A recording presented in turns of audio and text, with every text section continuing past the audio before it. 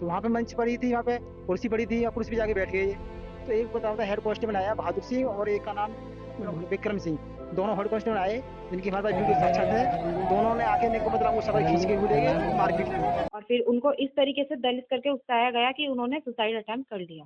भारत का संविधान सबको बराबरी का हक देता है, लेकिन क्या आजादी के 75 साल बाद भी हमारे समाज का एक हिस्सा अब तक बराबरी के हक के लिए जूझ रहा है? यह सवाल उत्तर प्रदेश से सामने आई एक घटना खड़े करती है।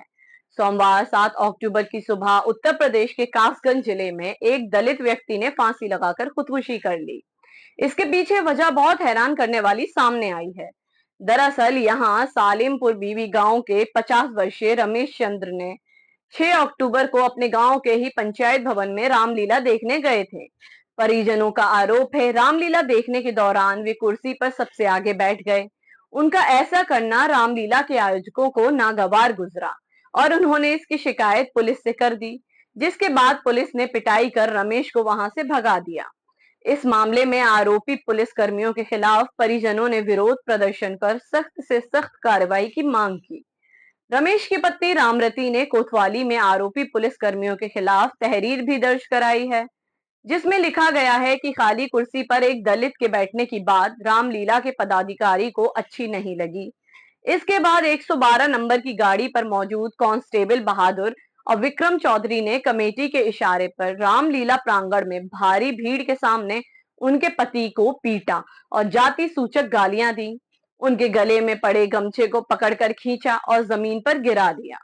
उन्हें लात घूंसों से भरी सभा में पीटा गया। इसके बाद वे रोते हुए अपने घर आ गए।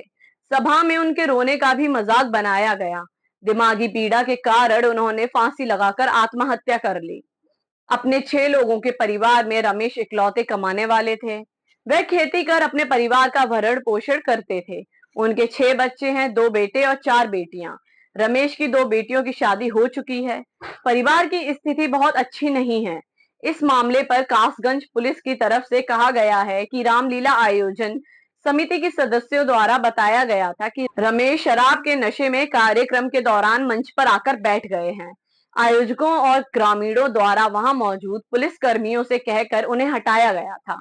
कुछ समय बाद उनके द्वारा आत्महत्या करने की सूचना मिली। मृतक के पोस्टमार्टम रिपोर्ट में किसी प्रकार के चोट के निशान नहीं है।